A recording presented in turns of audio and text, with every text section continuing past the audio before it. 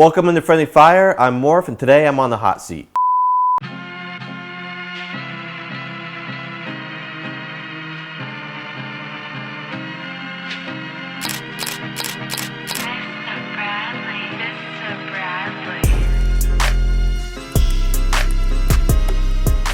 Welcome in, everybody. We got another one for you. You know what it is, baby. Friendlyfire Season 3. We're in our groove. We're in our stride now. So y'all should know what's coming up. A fantastic interview, a fun challenge, and more great content. You know what I mean? We're dropping gems for you all, especially today. We got the homie Moorph on. Moorph, what is up? How you doing? I'm doing all right. Good to hear, good to hear. Moorph is an East Coast-based YouTube partner, Twitch affiliate, I'm sure soon to be partner, man. Hopefully. And he, you're in a lot of things, but I would say kind of the crux of what you, the crux of, I think, you know, what your love, what your passion is the ELEV8D Podcast, which we'll definitely get into. Has content creators on to speak about all things content creation, gives streaming tips, content creation advice, I think for, you know, really those who are trying to take it seriously, right? Who are trying to turn it into a full-time craft. And I think the beautiful part of it is that you are a living example of that. I think, you know, like you said, we were talking a little bit before this, the growth is strategic. You know, it's really doing what you need to do to get to that point and doing it in a calculated way, which I think a lot of people don't really know, you know, don't know what to do, don't have that roadmap for doing it. So I think, especially in a space like content creation where you can find that, it's, yo, listen to everything this man says. You know what I mean? But we like to start every episode out with two things. Number one is our wellness check-in, mental health check-in, just to make sure everybody is good. It kind of, you know, came out of the COVID times and everything. Hard times for people, but I mean, mental health is always important, man. So how are you doing? What's up? Talk to me. I'm doing all right. You know, like you said, it's been an interesting time. Like a lot of people, I got started during COVID. So, you know, being isolated and doing this stuff, it can definitely take a toll on people. So myself included. So it's always, you know, taking breaks whenever I need to, just like anybody else. Definitely. It's hard to avoid burnout. And like Moorph says, man, you got to take breaks when you need it. You know, you got to listen to yourself. You got to listen to the body and the mind. And the other thing, we always like to get this out early.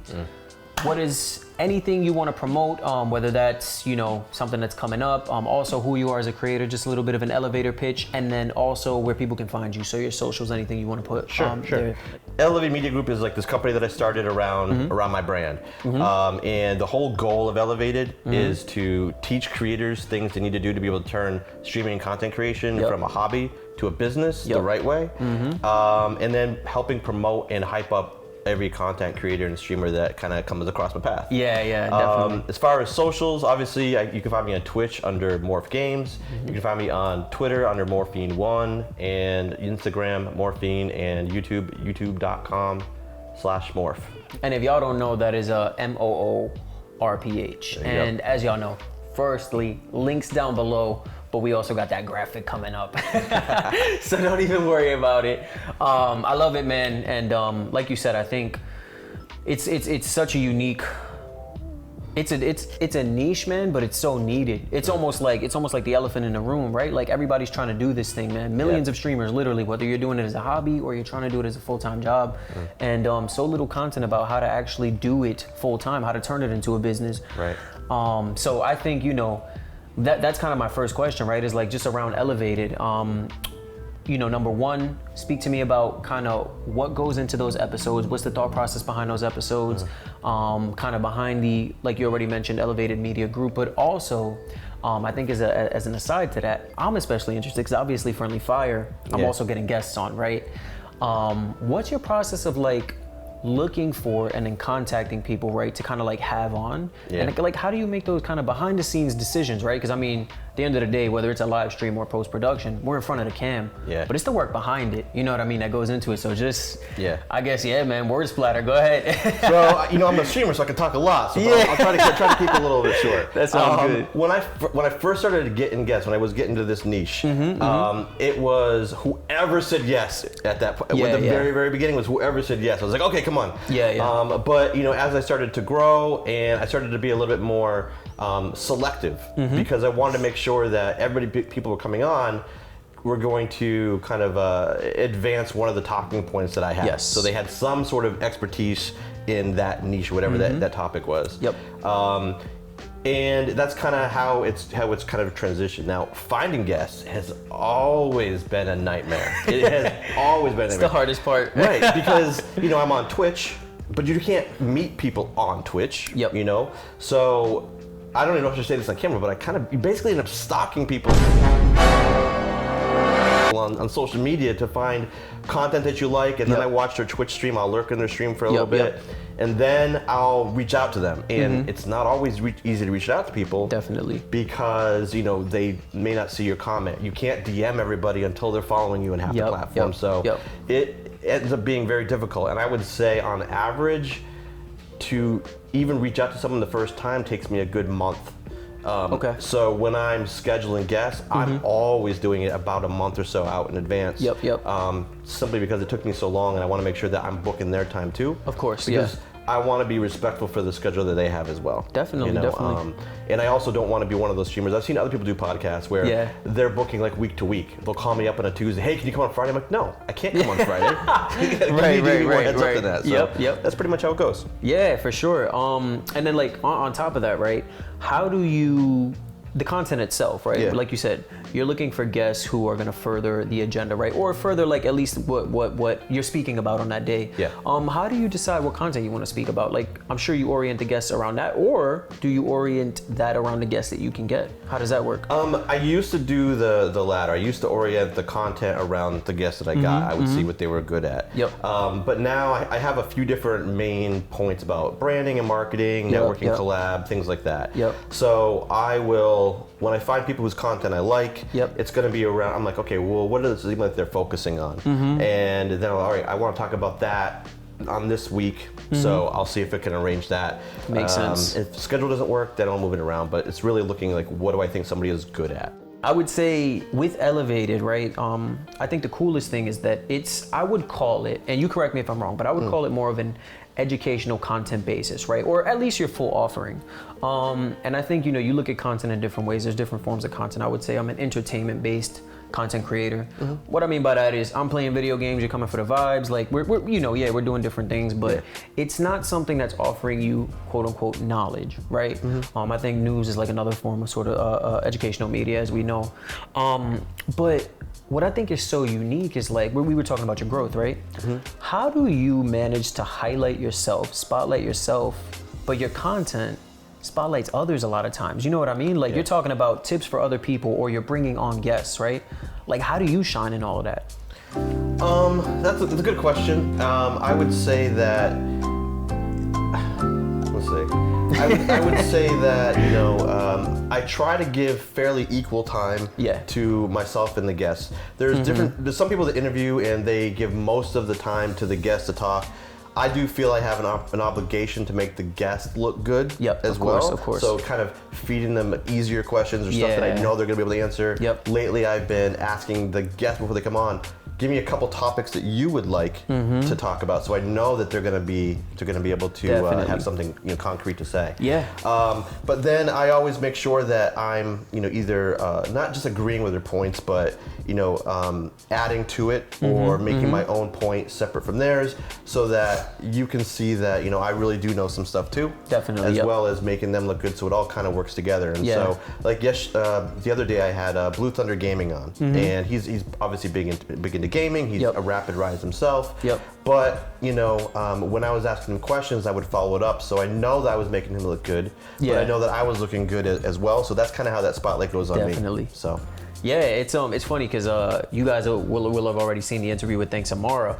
We were talking about how like afterward, it really is an art. Being not only an interviewee, but being an interviewer is an art, man. Like there's a whole, like you said, there's a whole thing behind it where it's like making the guest feel comfortable, highlighting the guest, right? Relating to the guest. Like when we're doing this program, and I'm sure it's the same for you, like you're number one, communicating with that person. Number two, you're doing your background, right? Like you're watching their streams, you're looking at like, okay, maybe they like this, maybe they like wrestling, maybe they like, sports, like whatever it is, right? Maybe they're playing these types of games. There really is an art behind it that I think it's not as easy as you think. It's not just asking questions. You've got to ask the right questions, You can't just ask the same thing to every creator, man. Right. Definitely. So I understand it 100%. And on top of that, like focusing more on, I think on TikTok, there's a lot more sort of tips and advice, right? how do you feel like, what's the key to effectively delivering that information? Because anybody can say, hey, do this, right? But like, what do you feel are really the keys that, number one, make people gravitate to you, but also, like, you know, just putting it in plain English, you know? Right. For some reason, I've developed a reputation of being the person that yells on TikTok.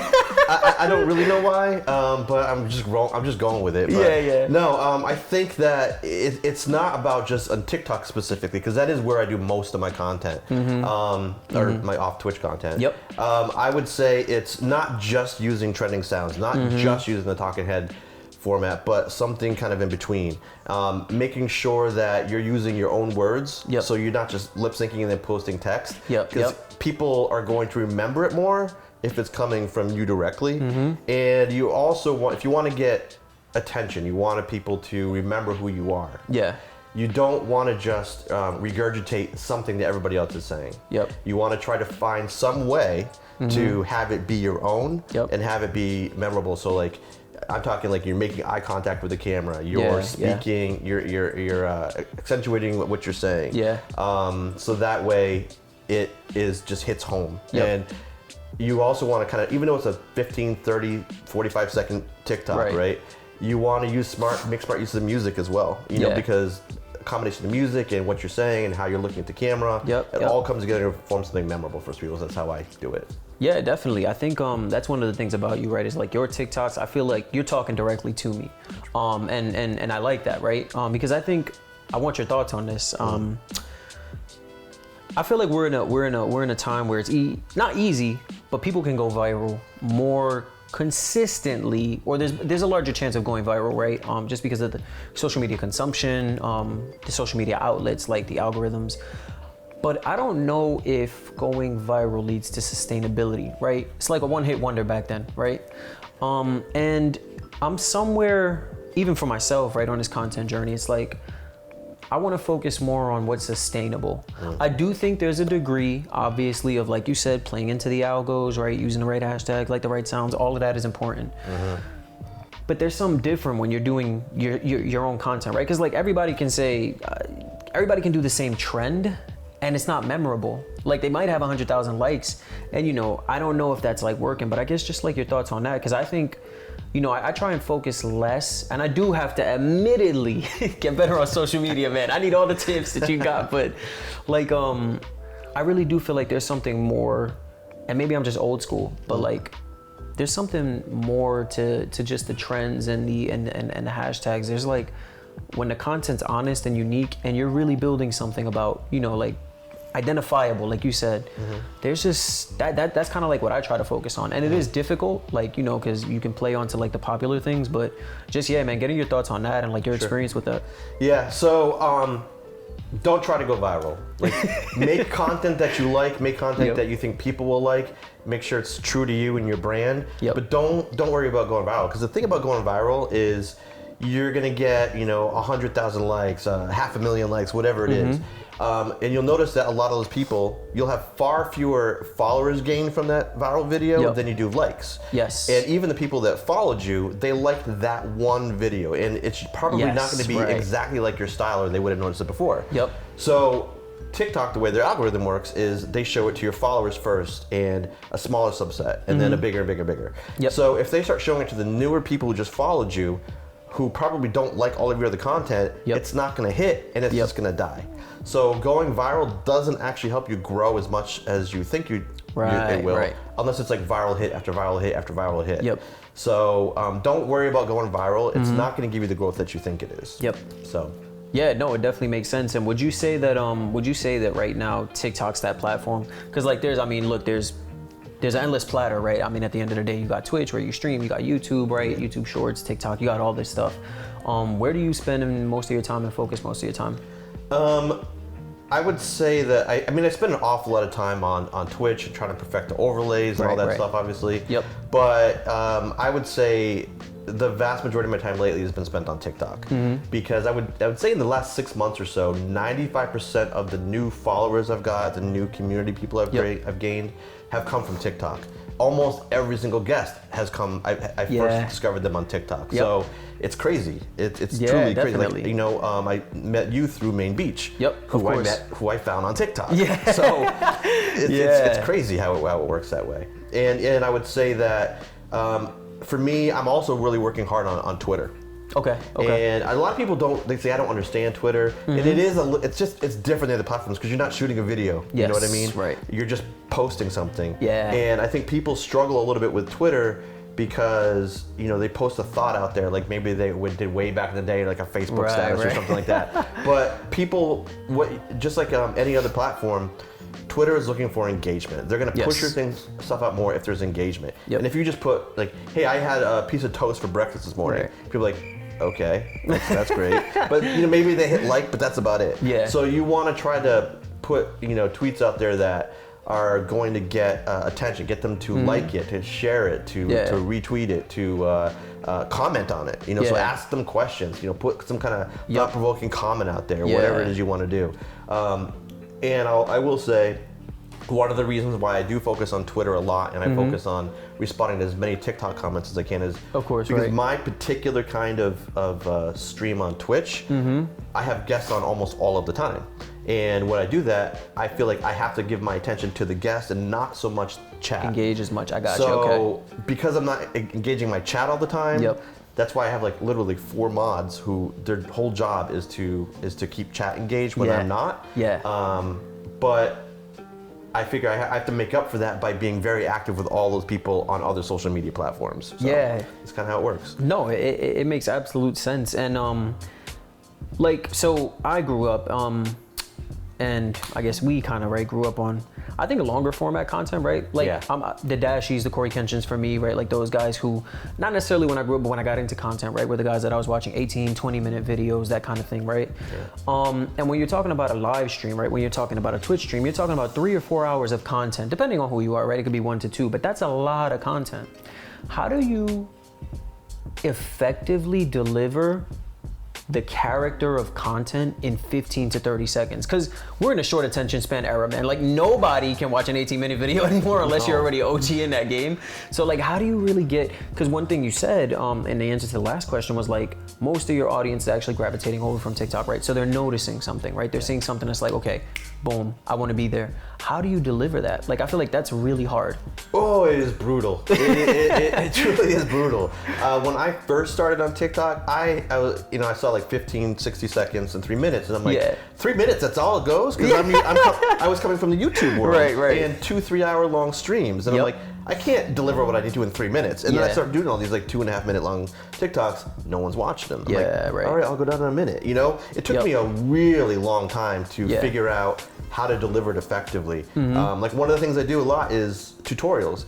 Doing a tutorial in 60 seconds is a nightmare. Like I do it, but you know, people are like, well, what about, I don't understand how to do this. I'm like, well, of course you don't. I did it in 60 seconds. You know? Definitely, that makes sense. So I find it difficult, and I do miss, I feel like in one way, it's great that TikTok is helping everybody grow. Yeah, but definitely. It's hurting YouTube. Like, you know, like you said, I'm a YouTube partner. You're all over YouTube. Right. And you put these shows out there, and they're not 60 seconds long. Right. You know, so I think it's hard to get people to realize that they need to appreciate both styles of content. Definitely. You know, TikTok recently, you know, you can upload up to 10-minute long videos.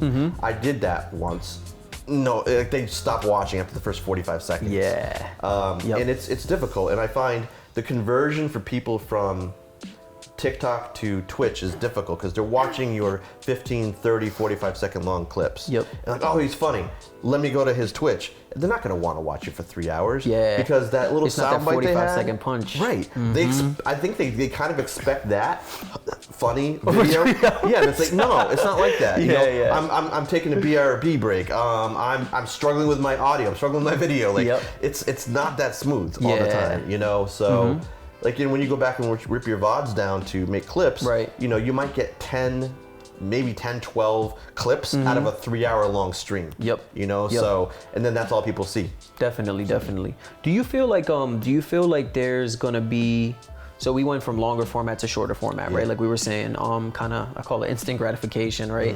Do you think, like, where do you go from there? Do you think there will be a shift back to like appreciation for longer format content? Because I do think podcasts, right? Podcasts are an example of like, you could have an hour podcast and people listen to it. I mean, look at Joe Rogan, right?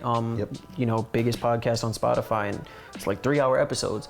So there's definitely a market for it still, right? But like, obviously TikTok being the hottest form of social media, like where do you think we go from here? I'm hoping that we kind of go back to a longer format and that we find a real use for TikTok, because right now I think with TikTok and Instagram Reels and YouTube Shorts, people, it's hot right now, right? It's a really short video. I think at some point it's going to die down and people can realize I actually need more advice. I need more information than that. If you think about, TikTok is killing YouTube in terms of the shorts. Yes, right. But if you need to learn something, nobody searches TikTok. On TikTok. Like those tutorials I make, they're not searching TikTok for those, they just kind of come across them. If they want more info, then they're gonna go back to YouTube. I think at some point, hopefully in the next year or two, people are gonna realize there really is a place. It doesn't have to be either or. And right now I feel like people think it's an either or situation, and it's not. No, it absolutely makes sense. I gotta figure it out with social media, man. I think another question for you too is like, social media, it's a commitment. Like, let's be honest, it's a commitment, right? Like we said, you got time on stream, right? That's 3 or 4 hours, but then you got behind the scenes stuff. I mean, and that's the majority of the time, realistically. You alluded to this the other day. I was actually going through your TikTok and you said, when people start to believe me about how much work it takes, like to make it in content creation, you know what I mean? Like, but it's real, it's true. Like, how do you manage to be present, to post, to edit, right? Like get these clips, but also to avoid burnout? I don't sleep. That's both of us. I don't even know. I would say, since I've been focusing a lot more on TikTok, around the same time I started that, you notice I stopped updating or making new videos for YouTube. I'm just kind of putting up VODs or ripping down a certain section of a VOD if it's a guest for like an hour. Because I don't have time to make and batch content for TikTok and Instagram Reels and make full-length YouTube videos. Of course, right. So one trick I have is 2 weeks ago I started a new segment on Twitch called The Show, where I interview 3 streamers at a time, and we're answering one question that is relevant to streamers. And so, it has a specific 1 hour time frame. It's very structured, and the idea is that I can then just cut it, minimal editing, and throw it up on YouTube. So I'm trying to have a very structured way of streaming those streams. So I can actually get some new YouTube content out there. That's cool. Because there's just not enough time of the day. It's hard to find, like, we can't hire production teams all the time to work for us. Not until you get bigger. But in that meantime, you got to try to do it all. And eventually, hopefully, you start getting some sponsorships, and then you can afford to bring on some people. Definitely. Switching gears a little bit about you is, I know you don't shy away from tough topics, whether that's political or like whatever it is. And I'm just interested because I think a lot of people, and understandably so, play Switzerland, right? I get it, right? Like I understand how that is, but how do you feel, number one, that's been received, being a strongly opinionated person, right? Not necessarily that it's front and center, you're not like a political spokesperson or anything like that, but you're not afraid of it. And based on that reception, like, does it affect you at all? Do you look at like you said, right? You're replying to comments and things like that. So just kind of like that engagement. What do you think about that? It was a tough decision to incorporate that kind of topic into my normal stream.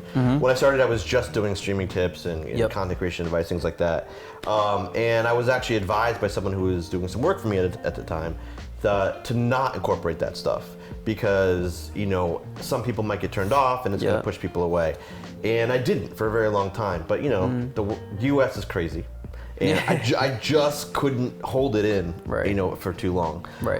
So I started, when I came back from my Twitch sabbatical, I guess, one of the first podcasts I did was called Gender and Gaming, where I was tackling, toxic masculinity in gaming and content and streaming.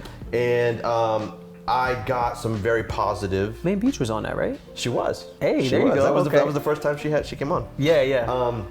And it was received well by some people and not well at all by a whole other group of people. And I was like, oh, I see why the person was telling me that. But I'm like, no.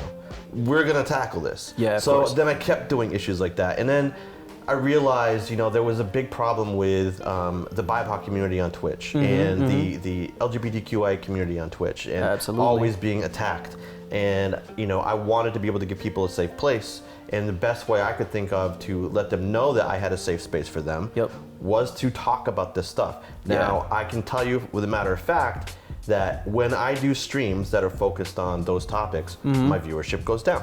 And I know that, and I expect that. But I don't shy away from it because I still think it's important to address. I love it, People quit streaming because they get burnt out. And they don't just get burnt out because they're not growing. They get burnt out because of all of sometimes the hate and the harassment they're getting. Sure, right. And I figure if I can shine a light on this stuff and let people know that, it's all right, that not everybody is ignoring it, then maybe I can help them feel better and they will be able to deal with it a little bit better or find coping mechanisms, or they can be aggressive to stop that kind of hate in their own streams and their own content as well. So I definitely don't shy away from it. I do try to avoid the deep political conversations because I also don't want to be completely attacked during my streams because it makes it uncomfortable for my guests. I can handle it, but I don't want my guests to feel uncomfortable while they're there. So definitely. I won't shy away from it. Sometimes I feel like I lean a little bit too much into it. Which, when I was growing before and I was doing mostly gaming and then I would do streaming advice. People that were there for gaming said, I don't want to hear this. And then people there for streaming advice, when I started gaming again, well, I don't want to watch you play games. So sometimes I feel like I have two different audiences. And I've actually been contemplating splitting off that brand. To focus, the social issues on one brand and keep doing the content creation streaming stuff on the main brand. Which is one reason why Elevated Media Group, I made it basically a container company around it so I can have multiple things going on. Definitely, the umbrella. It absolutely makes sense. It's business 101 at the end of the day, right? Like that is what it is. But I also think I really do appreciate that because to a different degree, right? What Friendlyfire is about is exposing creators in the sense of like promoting them, I should say, right? And a lot of our creators, if not almost all of our creators, are either from the BIPOC community. We've had LGBTQIA plus on, women, right, in gaming, like or women in creative fields just overall, because I think, like you said, there's underrepresentation. The ratio of how many creators there are to how many creators are actually given that top platform who deserve to be there, quite frankly, is just not there. There's not a difference in the quality of content, there's just a difference in the platform that's provided. So just a couple more for you. I think also leading into sort of your effectiveness on social media, your effectiveness on just the engagement of the content. I think you're really creative about your initiatives. I think you did the 5450, was it? The 2020 challenge and the 50 days of hype were the two most recent ones that I saw. And just like, what's your process around how do you create this this engaging conversation? How do you come up with like, okay, we're gonna do the 20 for 20 challenge? Like, is that something you see and you replicate? Is that something you come up with on your own? So I have probably a unique way of coming up with a lot of my content. A lot of people, they look at a lot of their favorite creators, the people in their niche, and they see what they're doing great. I like what they're doing, let me put my own twist on it. I don't want to be influenced by too much by what other people are doing. So it sounds weird, but I really don't watch a lot of other creators. Because I want to because I always feel that, I think I posted like something like this today on Twitter. If you're basically just following along and trying to improve what other people are doing, you will never be ahead of them. You will never be ahead of them. So I try to be innovative, and to me, innovation means what do I have in my head that I think will push us forward? So the 2020 challenge really started on Twitter. I did the whole thing on there, and then I moved it to TikTok because I have different audiences. And the idea was 20 questions, 20 days, and my goal is to make people think about content creation, about the more serious side of it. How do you grow? How do you pay for things if you want to become a full-time creator? Yep. I do get a lot of comments of stop making me think, but I love that because you're making you think. And now maybe you're not just gonna jump in, quit your job when you can't afford to pay your bills yet. You know what I mean? For sure. And that's really all I want. When I got into the streamer education kind of niche, it was all I'm looking at there, and I'm a lot older than a lot of the people there. Yep. And you'd have to say yep so quickly. I wanted to make sure, so I knew that I had a lot more experience than a lot of people. The average range of creators when I got into this was like 18 to 24. Yep. And I'm looking at that age group, I'm like, there's literally no way they have enough work experience or life experience to know the things that I do. I can help them maybe not burn out and maybe understand what they're doing so they can have a longer career doing it. And that's why I started to do it. Yeah, no, I love it. It's something that I think about too, because I do go through that, right? Like I'm 28, for example, right? Early on in my content, journey, I would say I think about a year, a little more in, like you said, and it's been, I would say, slow and steady growth, but for the most part, you see these younger kids, right? And you're like, damn, okay, these kids have a longer window than I do, quote unquote, right? But at the same time, you have to sort of counterbalance that to say, I've actually got experience, right? In a professional atmosphere, in a business atmosphere, that I can apply to this. And we talked about it on another interview, every step is, not to be cliche, but a stepping stone, even if it's in, white collar business. You learn lessons, you're learning how to communicate, you're learning how to market, those things are important things that you can take that into more of a creative field. So I like that you said that, because I think for any elderly creators out there, man, have confidence in yourself and use your experience to your advantage, be leverage that to, number one, learn, but also to teach. Right, exactly. And I didn't really bring this up, but in terms of using your experience as well and teaching people, one thing that does frustrate me is too many people try to gatekeep that information, or they try to just completely profit off of it. You see these, hey, here's some basic streaming information, but it's $50 a month kind of thing. There's no need to gatekeep that stuff. Yep. We're all gonna succeed. We're gonna succeed faster if we're working together on it. Yes. Yes. And I think there's a big enough audience across social media for people that are consuming it for everybody to work together, but still find a piece of that pie that is going to be their own and they're going to be successful with. Definitely, yeah. I think last thing I'll say about that is just, I do think that the digital era, the streaming era, the content creation era, while it can seem oversaturated, and it is in certain, Call of Duty, it is in certain areas, right?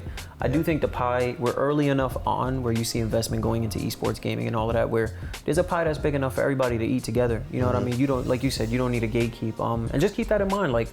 This is only getting bigger. This is only getting better. I do think, I don't know if you would agree, but I do feel like this is still early on in content creation, to a degree, this new generation of it. You know what I mean? Yeah. YouTube has been around since 96, 95, something like that. Right. But Twitch has only been around for 10, 11 years. Right. TikTok's only been around for 4 years, something like that. I mean, it's literally just getting started. Yep. Facebook has been around forever, and now they're starting to decline. Yeah. But TikTok probably has another 5-6 years before they do that, and then something else will. Definitely. It always happens, right? So yeah, we're just getting into this now. Yeah. And we were calling back to earlier where you were talking about that balance between the long form videos and the short form videos. I think that there's plenty of time to figure out how to balance those and to make it work for everybody. Yeah, definitely. All right, man. I mean, as if it wasn't enough, I'm gonna ask you for one more thing. Okay. Last question. All right. It can be anything. I think, like I said, the content's so valuable. What are your, off the hand, 5 content creation tips for anyone out there who's watching this video? What would you say are your 5 either get started, must-haves, whatever it is, man? The floor's yours. Okay. So if you're getting into content creation, if you've been doing it for a little while, I would say the few things you need to remember. One is it's not a race. You have time to figure it out. There's a lot of things that I try to teach people to do as they're getting into this. You got to worry about your branding and marketing, all that stuff. So it's not a race. Just take your time. Another thing is make sure you have a plan, because if you want to do this as more than just a hobby, you have to know where you're going. And if you don't know what your end goal is going to be and you can't set those milestones, then you're kind of going to be wasting a lot of time going all around the place. A third one would be networking and collaboration. That is, for me and a lot of people that I talk to, it's been the key to growth. You cannot do this on your own. You can't do this on your own. There is too much that goes into it. And I don't just mean people helping you do modding or helping you do whatever, but you have to have people that are like-minded, maybe similar size, that you can kind of grow together. A fourth point would be to take it seriously if you want to actually grow this into something that's going to be financially viable for you.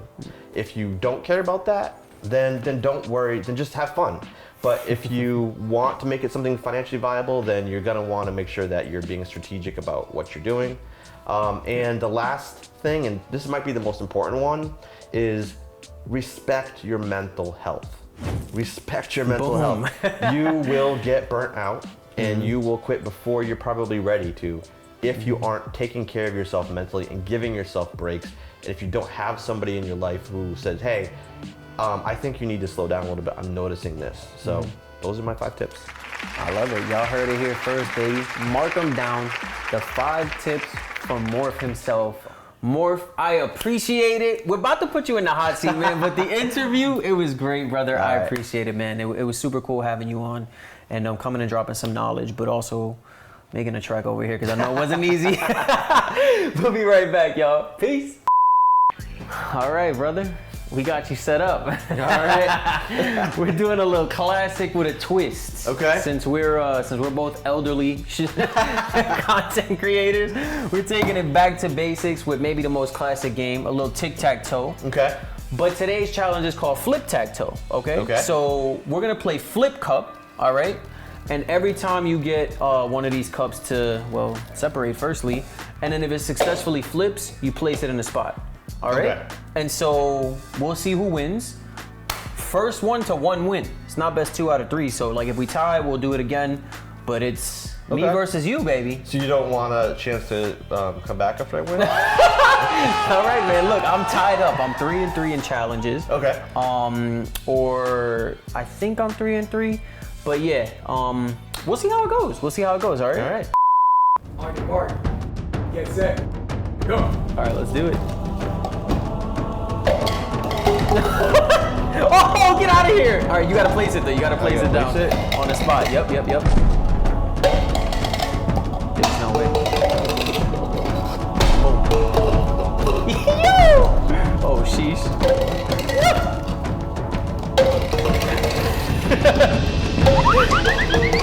Oh shit.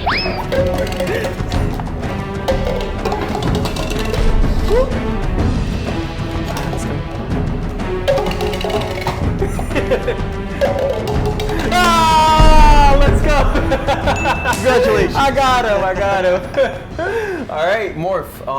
It was a valiant effort. You had me nervous at some point there when you had 2 in a line. I had 1. I said, "There's no way." It was a good effort, man. I appreciate you, brother. Hey, yo, y'all already see it. This episode is a wrap. Hopefully, we'll be back with more, and you know we will. But I appreciate y'all. Stay safe and stay blessed, everybody. Peace.